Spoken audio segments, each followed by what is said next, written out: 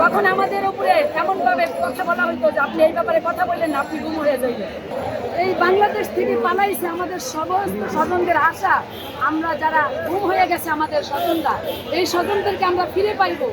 আজকে কতটা দিন হইল বাংলাদেশ স্বাধীন হয়েছে, অন্তর্বর্তীকালীন সরকার আছে, এখনো কেন আমাদের স্বজনরা গুম রয়েছে, এখনো কেন তারা বন্দী রয়েছে?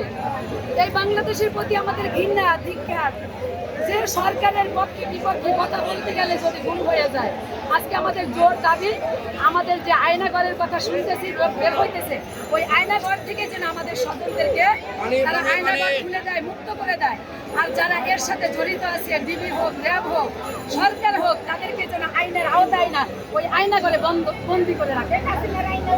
এই আয়নাঘরের জন্য বন্দি করা হয় যারা আজকে 12-13টা বছর সন্তান, মা বাবা, স্ত্রী, পুত্র হারাইয়া যারা আছে এই বন্দি ঘরের ভিতরে দিনের পর দিন নির্যাতন, না খাইয়া গোসল করতে দেওয়া হয় না।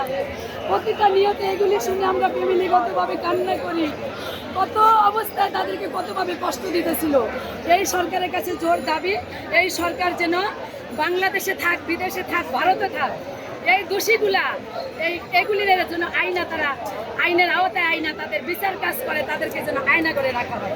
আর আমাদের জোর দাবি যারা আয়না করে আসছে আমাদের স্বজনরা, তাদেরকে যেন অতি দ্রুত মুক্ত করে দেয়। এই অন্তর্বর্তীকালীন সরকারের কাছে আমাদের আবেদন, এই সরকার যেন যত তাড়াতাড়ি সম্ভব আমাদের স্বজনদেরকে ফিরিয়ে দেয়। আজকে দেখেন আমরা স্বামী হারাইয়া রাস্তায় রাস্তায় ঘুরতেছি, সন্তান হারাইয়া আজকে মা বাবা রাস্তায় রাস্তায় ঘুরতেছিল। আমরা এতদিন মুখ খুলতে পারি না, এখন আমরা স্বাধীন বাংলাদেশে আজকে আমরা মুখ খুলে কথা বলতে পারতেছি। তখন আমাদের উপরে এমনভাবে কথা বলা হইতো যে আপনি এই ব্যাপারে কথা বললেন না, আপনি গুম হয়ে যাইবেন। তাহলে ওই গুম হওয়ার ভয়ে, ওই আয়নাঘরে যাওয়ার ভয়ে কেউ কিন্তু মুখ খুলে না। আজকে কেন আয়নাঘরে লোক থাকবো?